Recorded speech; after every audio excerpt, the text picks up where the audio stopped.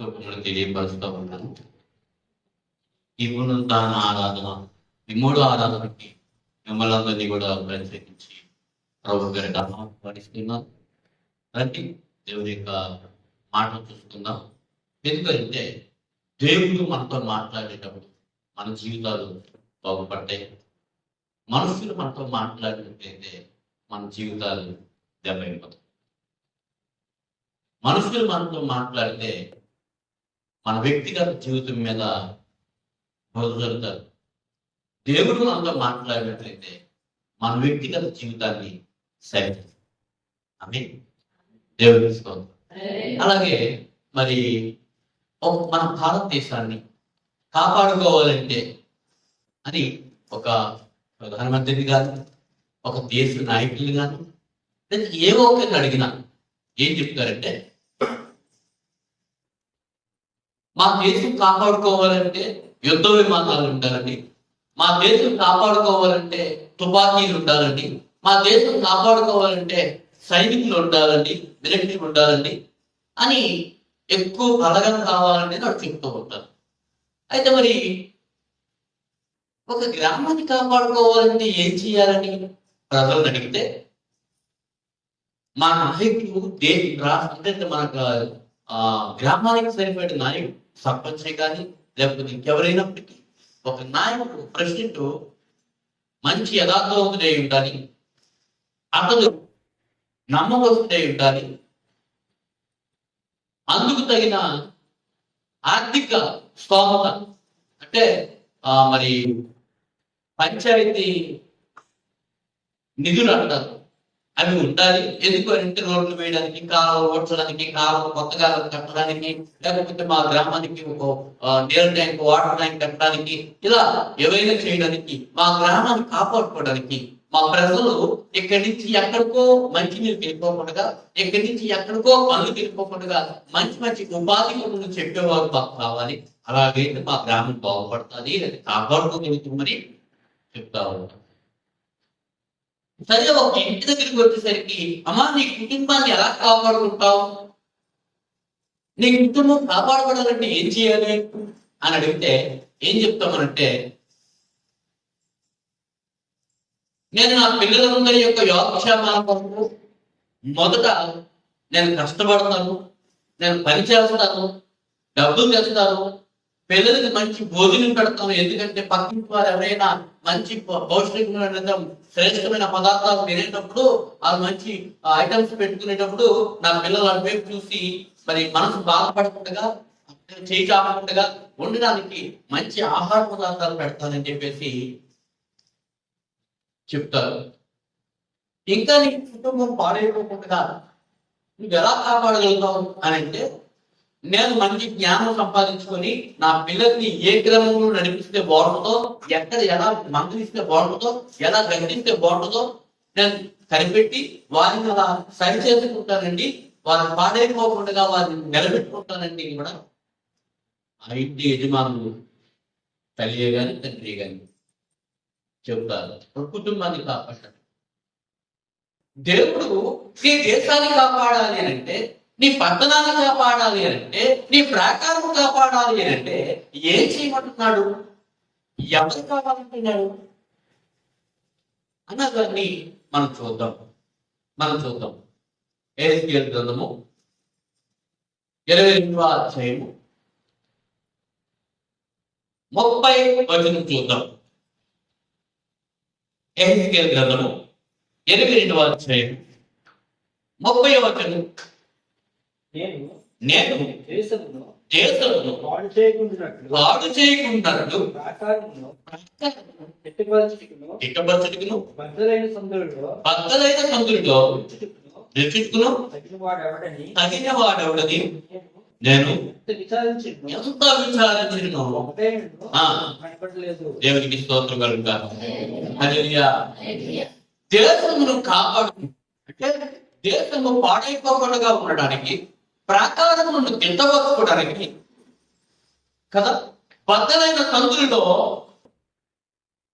నిలవబడడానికి ఎవరు కావాలని దేవుడు ఆశపడుతుందంటే, డబ్బున్నోడు కావాలి, బలమున్నోడు కావాలి, జ్ఞానమున్నోడు కావాలి, ఆలోచనలున్నోడు కావాలి, తెలివితేటలున్నోడు కావాలి, ఆధారపడైన వాడు కావాలి, లేకపోతే మంచి యంగస్టార్ కావాలి, లేకపోతే అనుభవస్తులు కావాలి అని ప్రభు అడగట్లేదు. తగినవాడు, దేవునికి స్తోత్రం. అందరూ చెప్పండి, తగినవాడు కావాలి, తగినవాడు కావాలి. అవును, తగినవాడు కావాలి. ఒక డబ్బాకి ఒక రకమైన దానికి తగిన మూత ఉంటుంది తప్ప, అంతకన్నా పెద్ద తీసి మూత పెట్టినా దానికి ఇమడదు, అంతకన్నా చిన్న మూత తీసుకొచ్చినా నిలబడదు లోపల. ఒక డబ్బాకే తగిన మూత కావాలి. నీ దేశాన్ని కాపాడుకోవడానికి, నీ ప్రాకారాలను నెట్టుపట్టుకోవడానికి, నీ గ్రామాన్ని రక్షించుకోవడానికి, నీ కుటుంబాన్ని రక్షించుకోవడానికి ఎవరు కావాలని ప్రభు కోరుకుంటున్నాడంటే సరైన వాడు కావాలి, సరైన వాడు కావాలి. దేవునికి స్తోత్రం. నేను దేశమును పాడు చేయకుండా ప్రాకారము తిట్టవచ్చును, బద్దలైన సందులో నిలిచికును తగిన వాడు కావాలి. దేవుడికి స్తోత్రం. తగిన వాడు కావాలి. తగిన వాడు దేవుడికి అవసరం లేదు. గ్రామంలో చాలా మంది డబ్బులు ఉన్నారు, చదువున్న వాళ్ళు ఉన్నారు, అవునా కాదు? ఇక్కడ ఉన్న వాళ్ళందరిలో ఊర్లో వాళ్ళు ఉన్నారు అందరికంట ఎవరికి ఎక్కువ డబ్బు? మా ఊర్లో ఉన్న నాయకుడి కన్నా, ప్రెసిడెంట్ కన్నా, ఇంకా వేరే వేరే పెద్దల కన్నా, లేకపోతే వేరే వేరే జాతుల కన్నా ధనం నాకే ఎక్కువ ఉంది అన్నోళ్ళు ఉన్నారా? వారందరికంటే జ్ఞానం నాకే ఎక్కువ ఉంది అన్నోళ్ళు ఉన్నారా? ఈ ఊర్లో ఉన్న చదవల కన్నా నాకే ఎక్కువ చదువు ఉందన్న వాళ్ళకి ఉన్నారా? లేదు. ఎందుకు లేదు? అసలు లేకపోవడం కారణం నువ్వు దేశాన్ని కాపాడుకోవాలి కదా, లేదా నీ గ్రామాన్ని కాపాడుకోవాలి కదా, నీ కుటుంబాన్ని కాపాడుకోవాలి కదా. ఎందుకు నీకు లోకంలో ఉన్న వారందరికీ ఉన్న తలంతులు, టాలెంట్స్, విద్యలు, ఆస్తులు నీకు లేవు? ఎందుకు లేవు? ఎందుకు చెప్పగలరా? దేవుడిని కోరుకునేవి విద్యలో, ధనము, ఆస్తులో, భూమిలో ఏం కోరుకుంటున్నాడు? నేను వారికి ఇచ్చే దేశమును కాపాడడానికి, ప్రకారము దిట్టపరచడానికి తగినవాడైతే చాలు, తగినవాడైతే చాలు. దేవునికి స్తోత్రం కలుగుతారు. తగినవాడైతే చాలు. నాకు కోట్లు ఉన్నాయండి అని చెప్పేవారు అవసరం లేదు దేవుడికి.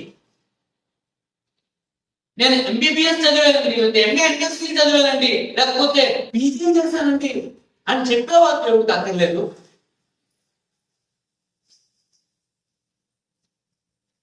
కోట్ల రూపాయల ఆస్తికి నేను అధిపించనండి, లేకపోతే 100 ఎకరాలకి భూస్వామినండి అని చెప్పేవారు దేవుడికి కావాల్సిన కాదు.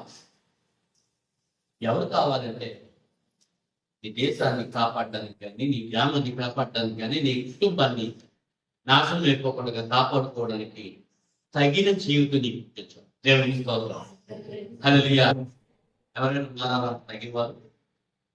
లూకా సువార్త 10వ అధ్యాయం 30వ వచనం చూస్తాం. లూకా సువార్త 10వ అధ్యాయం. అందుకు యేసు ఇట్లనెను, ఒక మనుషుడు ఎరిచిలో నుండి యెరికో పట్టణమునకు దిగివెళ్ళుచు దొంగల చేతిలో చిక్కెను. వారు అతని బట్టలు దోచుకుని అతని కొట్టి కొరప్రాణముతో విడిచిపోయి, అప్పుడు ఒక యాజకుడు ఆ త్రోవను వెనుట తటస్థించెను.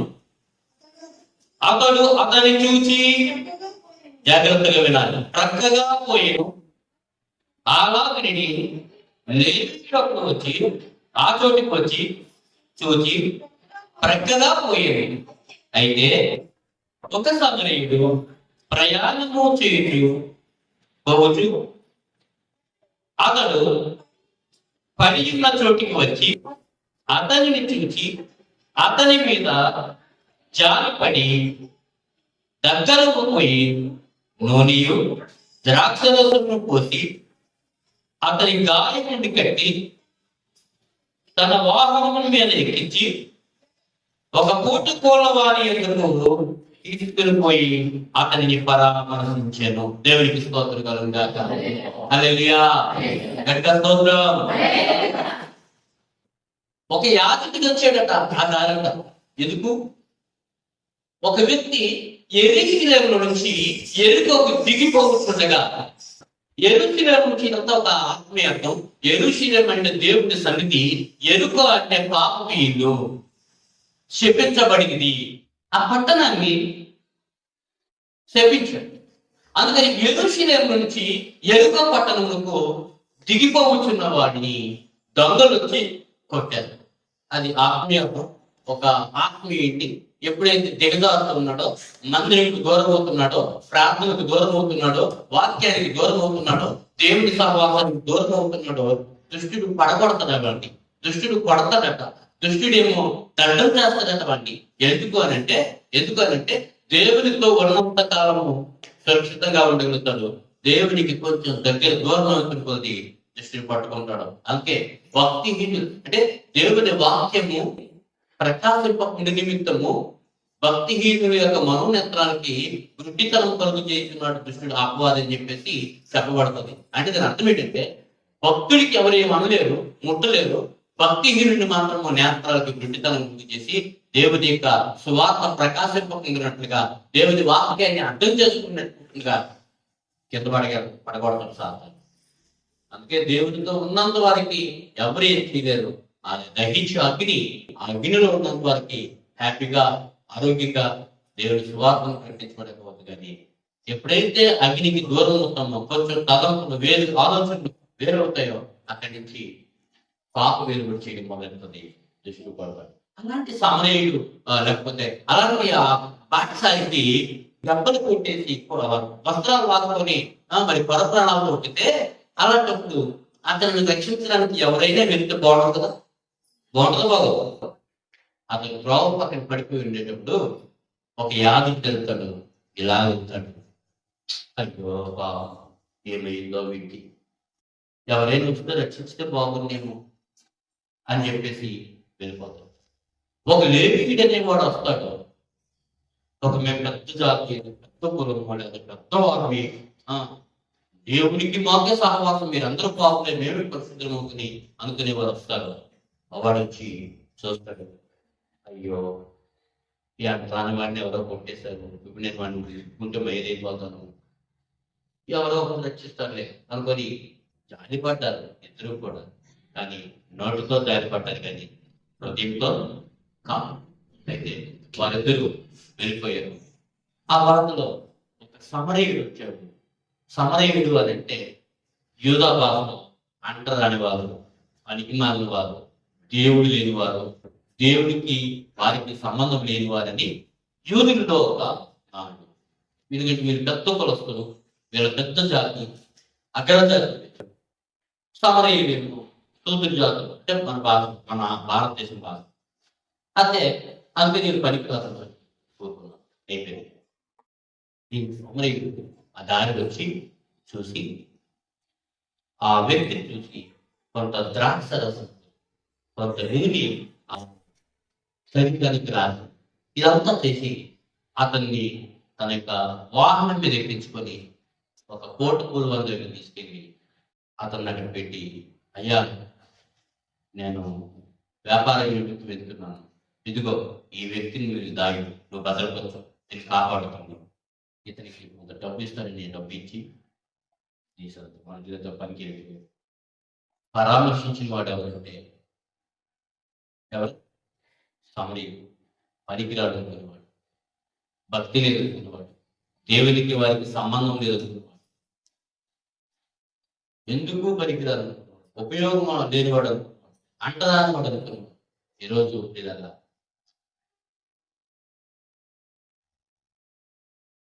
దేవుని ఉద్దేశాలు నెరవేర్చడానికి తగిన వారిగా రియల్గా లోకం అనుకుంటుంది యాజకుడే తగినవాడు, లేవీయుడే తగినవాడు, కోటీశ్వరుడే తగినవాడు, జ్ఞానం ఉన్నవాడే తగినవాడు, చదువున్నవాడే తగినవాడు అని అనుకుంటాను. కానీ బైబిల్ ఏం చెప్తుందంటే తగిన వాడు ఎవరంటే తనకు తాను నష్టపరుచుకుని, తనకు తాను బాధపరుచుకున్నాను, తనకు కోల్పోయిన, తన సమయాన్ని కోల్పోయిన, తన ధనాన్ని కోల్పోయిన, తన ఆరోగ్యాన్ని కోల్పోయిన ఎదటి వ్యక్తిని కనిపించేవాడు, ఎదటి వ్యక్తికి ఉపచారం చేసేవాడే నిజమైన సమరీ. దేవుని దృష్టిలో ఈ ముగ్గురులో ఎవరు తగిన వారు? సమరీయుడే తగినవాడు. దేవునికి తగినవారు కావాలి. ఓకే, ఒక వ్యక్తిని రక్షించడానికి తగినవాడు సమరీయుడు అయితే, మరి దేవుని యొక్క ప్రజలు నశించిపోతుంటే, నరకానికి వెళ్ళిపోతుంటే వారిని ప్రభుత్వం తిప్పడానికి, వారిని మరి హెచ్చరించి, సరిచేసి, గద్దించి, ఇదిగో దేవుని రాజ్యం వస్తుంది, మీరు మీ పాపను విడిచిపెట్టండి, మీ యొక్క అవిధేయతను విడిచిపెట్టండి అని చెప్పేసి రక్షించిన వారు ఎవరైనా ఉన్నారా? యెషయా ఇలా చెప్పుకొస్తుంటాడు. 1వ అధ్యాయం చూస్తే మీరు ఎక్కడ చూసినా పచ్చి పుండ్లే, ఎక్కడ చూసిన దెబ్బలే, ఎక్కడ చూసిన బాధలే, ఎద్దు తన కామాన్ని ఎరుగును, గాడిద తన సొంత వారి దొడ్డి ఎరుగును, మీరు మాత్రం దేవుని తెరగరు, అయ్యో దేవుడు బాధపడుతున్నాడు, ఆకాశమా ఆకాశము, భూమి చెప్పుము, ఈ జనులు నేను పెద్దవాడు చేశాను, పెద్దవారు చేసి గొప్పవారు చేసి పోషించాను, అయితే వీరు నన్ను మర్చిపోయారు, నన్ను విడిచిపెట్టారు, అవివేకమైన ప్రజలు అని చెప్పేసి దేవుడు బాధపడుతున్నాడని యెషయా చెప్తూ చెప్తూ చెప్తూ చెప్తూ ఆరోగ్యంకి వచ్చేసరికి 5 అధ్యాయాలు చెప్పుకొచ్చాడు. ఆరోగ్యంకి యెషయా భక్తుడు చెప్పి ఏమంటాడంటే, ఉజ్జియా చనిపోయాడు కాబట్టి ప్రభా మరొక రాజు ఎవరైనా నియమిస్తావా అని తర్వాత రాజు అక్కడ నియమించడానికి దేవుని సన్నిధిలోకి వెళ్తే ప్రార్థన చేసుకుంటుగా దేవుని దర్శనాన్ని పొందుకున్నాడు ఈ యెషయా. దేవుని దర్శనాన్ని పొందుకొని యెషయా ఏమంటుంది తెలుసా?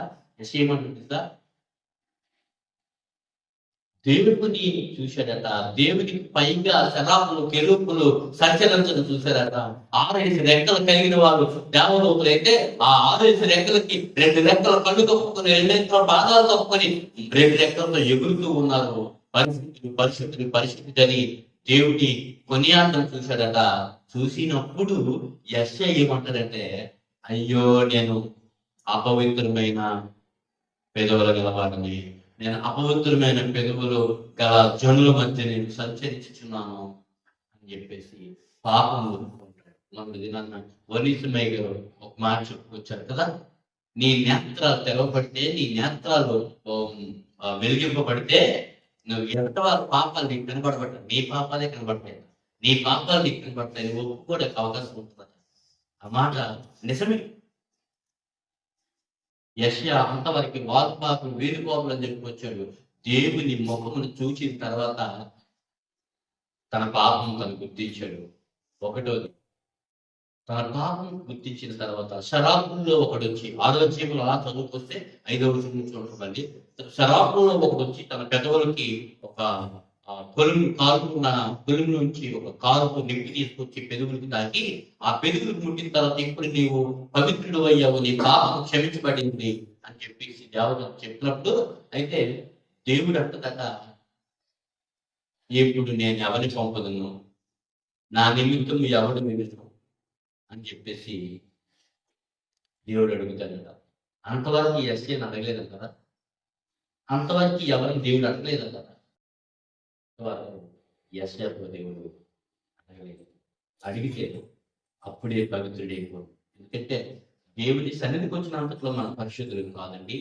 దేవుని సన్నిధిలో దేవుని యొక్క సన్నిధిని అనుభవిస్తూ దేవుని ఆత్మతో నింపబడి దేవుని ఆత్మ చేత ఎవరైతే నడిపించబడతారో వారే పరిశుద్ధులు అవుతారు. అందుకే యోహాను సువార్త 1:7 ఉంటుంది కదా, తను నిందను అంగీకరించరు అనగా తన నా ముందు విశ్వాసం నుంచి వారు దేవుని పిల్లలయ్యారు కాదు. అలాగే దేవుని ఆత్మ చేత ఎందరూ నడిపించబడతారో వారందరూ దేవుని పిల్లలయ్యారు. మరి ఎప్పుడు దేవుని పిల్లలు అవుతారంటే దేవుని ఆత్మ చేత నడిపించబడాలా, మనుషుల చేత కాదు, లోకం చేత కాదు, మన సొంత జ్ఞానం చేత కాదు, మన డబ్బు చేత కాదు. ఒక వ్యక్తి హ్యాండిల్ చేయబడింది ఎవరి చేత అంటే ఆత్మ చేత నడిపించబడాలి తప్ప మనుషుల చేతో, లోకాల చేతో, జ్ఞానము చేతో, ఏవో విచిత్రమైన డెకరేషన్ చేసిన చేతో దాని వల్ల మాత్రం వ్యక్తి పరిశుద్ధి అవ్వడు, తగిన వాడు. యెషయా పాపాలు పుట్టిన తర్వాత దేవదూతలు వచ్చి పెరుగులు పుట్టిన తర్వాత నిప్పుతో పరిశుద్ధి అయిన తర్వాత పాప క్షమాపణ కలిగిన తర్వాత దేవుడు అప్పుడు అడుగుతున్నాడు, ఎవరిని పంపిదను, నా నిమిత్తం ఎవరు వెళ్తారు? అప్పుడు యెషయా అంటాడు, అయ్యా నేను నన్ను పంపు. ఆమేన్. నేనున్నాను, నన్ను పంపై, నన్ను పంపు. ఆ మాట గొప్ప విషయం. తగిన వారి వరకు దేవుడికి కనిపెడదాం. అందుకే కదా కీర్తనకారుడు చెప్తాడు, దేవుని వెదుకు నరుడు కలడేమో అని ఆకాశం నుంచి ఆయన పరిశీలన. దేవుని వెతికి నరుడు. మనం చర్చి వెతికి వచ్చాము. హలో హల్లెలూయా. మనం చర్చి వెతికాము, ఇక్కడికి వచ్చాం. కానీ దేవుని వెతుకుతున్నామా లేదా? వచ్చి వెళ్ళిపోతున్నామంటే దేవుని వెతకేనంటే. వచ్చి కూర్చొని హరికథ విన్నట్లుగా బుర్రకథ విన్నట్లుగా వచ్చి చూసి వెళ్ళిపోతున్నామంటే దేవుడిని వెతకలేదంటే మనం. దేవుని వెతుకు నరుడు కలడేమని దేవుడు ఆకాశం నుంచి పరిశీలన చేస్తున్నాడు. నువ్వు వెతుకుతున్నావా? దేవుడు ఎందుకో తెలుసా? నీవు దేవుడిని వెతికితే నేను తగిన వారికి చేయడానికి ఆయన ఇష్టపడతావు. యెషయా తన పాపములు ఒప్పుకోక ముందు నుంచి కూడా అంతవరకు కూడా ఆయన దేవుడు మాట్లాడినట్లు కనబడలేదు. యెహోవాకు ఇలా చేస్తుంది అని చెప్పబడలేదు. ఎప్పుడు చెప్పినంత ఆరోగ్యంలోకి వచ్చేసరికి ఇతని పాపాలు క్షమించబడిన తర్వాత తగిన వాడు దొరికాడని వెళ్తుంది అని. తగిన వాళ్ళైనా నేను బలవంతం చేయాలని లేదు దేవుని చెప్తాను. నీ ఇష్ట ప్రకారమే నువ్వు సమర్పించుకుంటే దేవుని సేవ సమర్పించుకోవచ్చు. నీ ఇష్ట ప్రకారం సమర్పించుకోవచ్చు. నీ సమయాన్ని కానీ, నీ ప్రాణాన్ని కానీ, నీ శరీరాన్ని కానీ, నీ ఆరోగ్యం కానీ, నీ సమస్తాన్ని కూడా నీవు నీ ఇష్ట ప్రకారమే అప్పగించవచ్చు. అన్య సభ్యులు ఇంత డబ్బు తీసుకొచ్చారు, మీ దగ్గర ఉన్నది మీదే కదా, అది ఎందుకు మీరు పరిశుద్ధాత్మను మోసగిస్తున్నారు అని చెప్పేసరికి చచ్చిపోయారు. డబ్బులు ఇచ్చినంత ప్రకారం నీవు హృదయం ముందు చేయాలి, దేవునికి సమర్పించాలి. యెషయా పాపములు ఒప్పుకొని విడిచిపెట్టిన తర్వాతే నా నిమిత్తం వెళ్ళేవారు కావాలని. అప్పుడు యెషయా అంటారు, నేను ఉన్నాను. దేవునికి స్తోత్రం. ఇదంతా ఎందుకని దేశమును పాడు చేయకుండానట్లుగాను ప్రాంతాలను దిట్టపరచుటకు నేను బద్దలైన సందుల్లో నిలిచిపెట్టున్నాను. దేవుని ఎదురు చూస్తున్నాను. తగిన వాడు కావాలని. మన ఊర్లో చాలా మంది డబ్బులు ఉన్నవాడు, మన ఊర్లో చాలా మంది ఆస్తులు ఉన్నవారు, మన ఊర్లో చాలా మంది జ్ఞానం ఉన్నారు, చదువులు ఉన్నారు, కారులు వారు ఉన్నారు, ఉద్యోగస్తులు ఉన్నారు. వారందరి దగ్గర దేవుడు అడగలేదు. ఈ మధ్యాహ్న కాలంలో నిన్ను నన్ను అడుగుతున్నాడు. ఆమేన్. నిన్ను నన్ను అడుగుతున్నాడు దేవుడు. ఏమనంటే నీవు నశించిపోతున్న వారిని రక్షించడం కొరకే,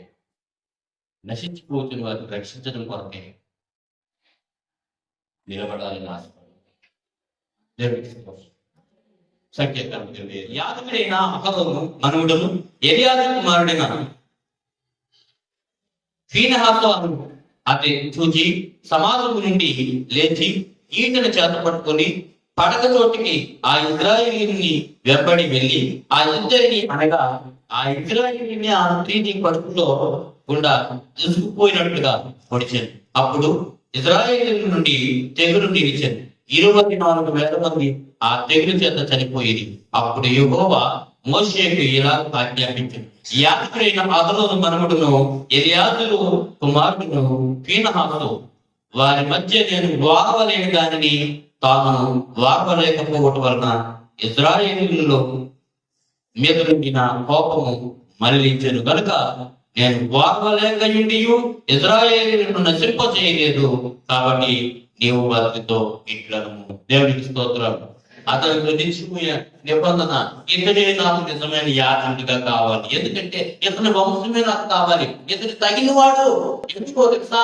ఇశ్రాయేలీయులు మోయాబీయుల యొక్క స్త్రీలతో పాపం చేసినప్పుడు, వ్యభిచారం చేసినప్పుడు దేవుని కోపం వారి మీద రగులుతుంది. మీకు అందరికీ తెలుసు. బబులోను తెలిసినాక మరి ఐగుప్తు దేశం నుంచి ఇశ్రాయేలీయులు బయలుదేరేటప్పుడు బాలాకు రాజు మరి బిలామును వాడుకుంటే బిలాము శపించలేక దీవించేవాడు. దీవించడం వలన ఇతని వల్ల పని కాదని చెప్పేసి మరలా ఏం చేశారంటే అన్యస్త్రీని లేకపోతే వారి యొక్క వేష్యలను, అందమైన అమ్మాయిని విగ్రహాలను చేసే ఆ యొక్క అర్పణలు, ఆ భోజనాలు తీసుకుని ఈ మగవాళ్ళ మీద ఎగబడినప్పుడు వారు ఆ యొక్క పూజలు చేసేవి భోజనం తింటూ ఆ స్త్రీలతో వ్యభిచారం చేయడం మొదలెట్టారట. అప్పుడు దేవుని కోపము శత్రువుల మీద కాదు, తన పిల్లల మీద వెలుకుంది. నా బిడ్డలైంది పాపం చేయడం సిగ్గులేదు అని చెప్తారు. మన ఎడ్వర్డ్ విలియమ్స్ గారు ఒక మాట చెప్పారు. ఏంటని అడిగితే ప్రపంచంలో అన్నిటికన్నా దరిద్రులు ఎక్కడ ఉంటారు అని అడిగితే చర్చిలో ఉంటారు. చాలా బాధ అనిపించింది. చర్చిలో ఉంటాడు అంటే దరిద్రులు చర్చిలో ఉంటారా? నాకు చాలా బాధ అనిపించింది. దీనికి పెద్ద అయిన తర్వాత ఏం చెప్పండి సార్, మన లోకంలో ఉన్న వాళ్ళు దరిద్రులు కదా అంటే కాదు, దీనులు అంటారు. అంటే దేవుడు అంటే ఎవరో తెలియదు, దేవుడి వాక్యం తెలియదు కాబట్టి వారు దీనులు. దేవుని వాక్యం తెలిసి వాక్యంలోకి వెళ్ళి దేవుని ఇచ్చిన సాక్ష్యం విని దేవుడు చేసిన మేలును అనుభవించి ఇంకా లోకంలో పాపంలో దేవునికి విరోధంగా నడిచే వారిని దరిద్రులు అనకపోతే ఏం చేయమంటూ ఉన్నారని నాకు చాలా వేదన కలిగింది. ప్రభువా, మేము ఆ భక్తులను మమ్మల్ని క్షమించి ప్రభుని నేను వెంటనే వేడుకున్నాను. అయితే నేను నాకు అప్పగించిన జనులు కానీ ఆ తప్పదలో వండుకున్నట్లుగా మేము ప్రార్థనలో పరిశుద్ధతలో కొనసాగుతామయ్యాం, మేము పోరాడతామయ్యాం అని చెప్పేసి నేను ఒప్పందం చేసుకున్నాను. ఆ మాట వినగానే ఇలా దేవుని యొక్క వాక్యం సెలవిస్తూ ఉంది. నేను పరిశుద్ధుడి నియమం ప్రకారం మీరు పరిశుద్ధుడి వాక్యం సెలవిస్తుంది. పరిశుద్ధుడి దగ్గరికి ఎవరు వస్తారంటే పాపులు వస్తారు. పాపులు చేంజ్ చేస్తారంటే పరిశుద్ధులోకి మంచివాళ్ళు అగ్నిలోకి చెత్త చెదారమైన బంగారం అంతా వేసిన తర్వాత అదంతా ఏమవుతుందంటే చెత్త చెదారంతో పక్కకి వెళ్ళిపోతుంది. వేరే బంగారం మాత్రమే నిలబడుతుంది. అదే మీరు నిలబడుతుంది. దాన్ని ప్రజలు పడుకుంటారు. ఇది పరంగా బంగారం ఒరిజినల్. ఫీనహాసు దేవుడు ఏదైతే వారలేకపోయాడు దాన్ని అతను వారలేకపోయాడు. ఆ మాటలు మరలా చదవండి. 7వ వచనం నుంచి అలాగా 25 నుంచి దేవుడు వారవలేని దాన్ని ఫీనహాసు అనే వ్యక్తి వారలేకపోయాడు. దేవుడు అంతమంది జనాల్లో ఫీనహాసుని తగిన వాడు అని ఇచ్చాడు. లేవీయుల్లో, యూదుల్లో, లేకపోతే యాజకుల్లో వాళ్ళందరికన్నా సమరీయుడు ఒక్కడే తగిన వాడని ఇచ్చాడు. మరొక మాట చూసి నేను ముగిస్తాను. నేను మాట్లాడు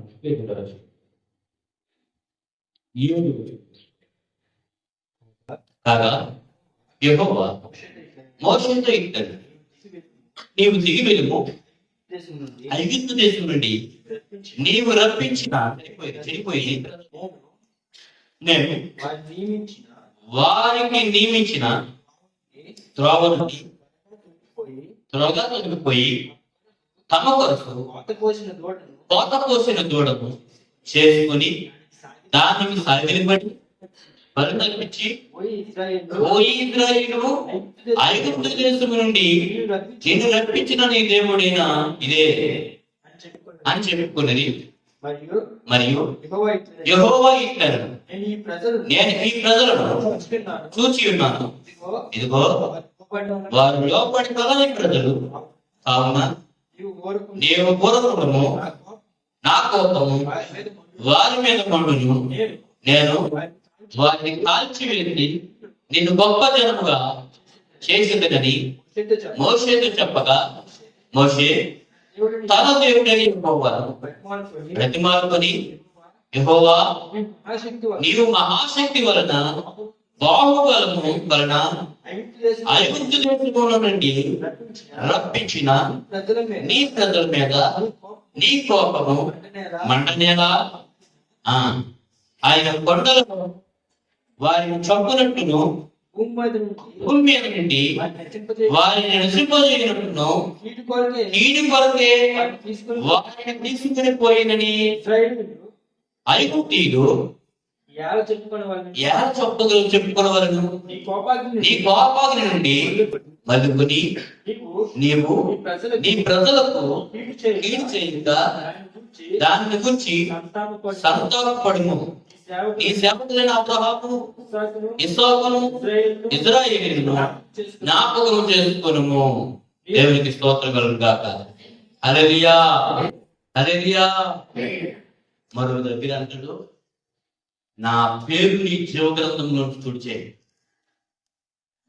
ఆ ప్రజలను చంపేస్తాం అంటావు కదా, ఆ ప్రజలను నాశనం చేస్తాం అంటావు కదా దేవా, మొదట నన్ను చంపే, నా పేరు జీవగ్రంథంలో తీసి అప్పుడు వారిని అంటే నశించిపోతున్న వారికి అడ్డుపడే వ్యక్తి కావాలి దేవునికి అంటారు. మీరు అందరూ పాస్టర్ గారు మీరు ఉన్నారు కదా, చాలండి అని. పాస్టర్ గారు కాదండి. పాస్టర్ గారు ఎందుకు మీరు చెప్పుకుంటున్నారంటే, నేను పాస్టర్ గారినే కాదు మాట చెప్పాలంటే ఒక సేవకుడిని. సేవకుడు అంటే సేవించేవాడు సేవకుడు. నువ్వెవరు? సేవకుడు కాదా? దేవుని సేవించలేదా? దేవుని ఆరాధించలేదా? చర్చి కడిగిన వారు ఒకరైతే, ఊడ్చిన వారు ఒకరైతే, ఇంకా మరి భోజన కార్యక్రమాలు వండిన వారు ఒకరైతే, వంట చేసిన వారు అయితే, వడ్డించిన వారు ఒకరైతే, వాటిని తోమిన వారు ఒకరైతే, ఇవన్నీ సేవ కాదా? ఇదంతా సేవ కాదు. దేవుడి కోరుకుంటుంది ఏంటంటే ప్రతి వారు కూడా దేవుని పనిలో తగిన వారిగా ఉండాలి. చర్చికి వచ్చి వెళ్ళిపోతున్నాను, మాకు ఎందుకండి, మాకు అవసరం లేదండి అనుకునేవారు కాదు. దేవుడికి కావాల్సిన వారు ఏదో నాలుగు మాటలు చెప్పేసి వెళ్ళిపోతాండి, మాకు సంబంధం లేదని అనేవారు దేవుడికి కావాల్సిన వారు కాదు. తగిన వారు ఎవరంటే లేవీయుడు కాదు, యాజకుడు కాదు, సమరయుడు. తగిన వారు ఎవరంటే అహరోను కాదు, ఎలియాజరు కాదు, వారందరి గురించి చెప్పలేదు, కానీ వారి మనవడైన వారి కుమారుడైన ఫీనాసు. తగిన వారు కావాలి. నీవు దేవునికి నీ ప్రజలకి అడ్డుపడిపోవాలి. వ్యాపం రక్షించబడాలి అంటే ఆ ప్రజలకి నీ దేవునికి నువ్వు అడ్డుపడిపోవాలి. అలా అడ్డుపడిపోతేనే దేవుడు నేను తగిన వాడిగా చూస్తాడు. అలా తగిన దానిగా నేను చూడాలి అంటే, నిన్ను ఆయన ఎంచాలి అంటే ఖచ్చితంగా నీవు దేవునికి నీవు మానవునికి మధ్యలో అడ్డుపడిపోవాలి. నీ పరిచయ విషయంలో, నీ ధనం విషయంలో, నీ సమయం విషయంలో, నాకు సమయం లేదని, లేకపోతే నాకు ధనం లేదని, లేకపోతే నాకు మరి ఆరోగ్యం లేదని, నాకు జ్ఞానం లేదని నువ్వు చింతించక్కర్లేదు.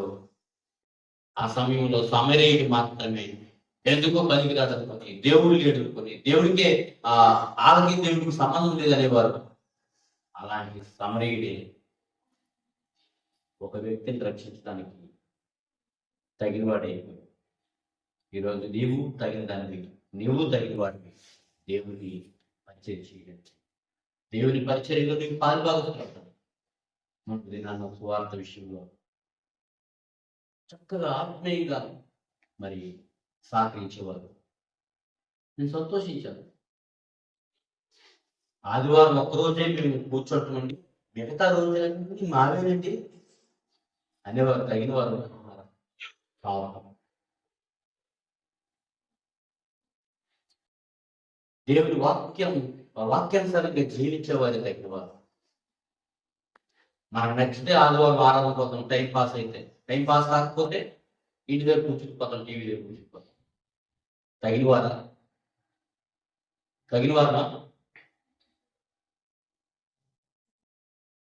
ఒక్క దినం పోగొట్టుకుంటే ఎప్పుడు కలుపుతుంది ఒక వీధినాలు? ఈ వీధినాలు ఎప్పుడు కలుపుతాం?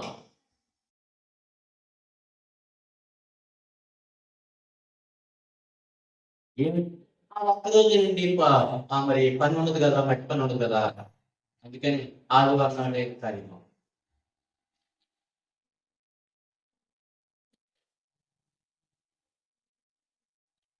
అది పక్క మా బంధువులు చెప్పిన ఫంక్షన్కి వెళ్ళను, బంధువులు చెప్పినా సరే, మా సొంతం వాళ్ళు చెప్పినా సరే ఆదివారం దేవునికి ఇవ్వాలి. ఇప్పుడేది కాదు, అప్పుడు పాస్టర్ అయిపోయిన కాదు, నేను బిలీవరిగా ఉండి నేను దేవుడి సేవ కలిగినగా తిరిగేవాడిని. అప్పటికి కూడా ఈ ఫంక్షన్లు అన్నిటికీ నేను సహకరించేవాడిని కాదు. మిగతా టైంలో కూడా ఉంటాయి కదా. దేవుని సన్నిధిని పోగొట్టుకోవద్దు. దేవుని సన్నిధిలో నీవు ఒక తగిన దానిగా తగిన వాడిగా ఉండాలని దేవుడు ఆశపడతాడు. ఒక్క దినం పోగొట్టుకుంటే 1000 దినాలు పోగొట్టుకుంటే. మోసే జనులకి దేవుడికి మధ్యపడిపోయాడు. అయ్యా, వారిని చంపాలనుకుంటే నీ జీవగ్రంథంలో పేరు తీసే మాట. ఎవరైనా నరకానికి వెళ్ళిపోతే ప్రభువా, మా ఊళ్ళో కానీ మా వీధిలో కానీ మా ఇంటి పక్కన కానీ వారు నరకానికి వెళ్ళిపోతే నన్ను కూడా మరి పరలోకానికి తీసుకెళ్ళవద్దు ప్రభువా, వారిని పరలోకానికి తీసుకెళ్తే నన్ను తీసుకెళ్ళి. ఒక దైవజనుడు అన్నట్టుగా, ప్రభువా ఈ స్కాట్లాండ్ దేశం అంతటిని నా జీవుడు నీ కొరకు సంపాదించుకోవడానికి లేకపోతే నా ప్రాణం తీసుకెళ్ళిపోయి, నా ప్రాణం తీసేసుకోవాలి. ఇంత గొప్ప మాట ఉండేది. మనం అంటాం కదా, అమ్మో ఆ ప్రాణం నాకు ఉండాలి, ఎందుకంటే యుగమే అన్నాను. నీవు దేవుడి దృష్టిలో తగిన దానికి తగిన వాడు కాకపోతే నువ్వు 100 సంవత్సరాలు దీర్ఘాయువు కలిగి ఆరోగ్యం కలిగి ఎంత సుఖశాంతితో ఉన్నా ఉపయోగం లేదు. లోకసువార్త 16:19 నుంచి 20 కనబడేట్టుగా మనం ఉంటాం.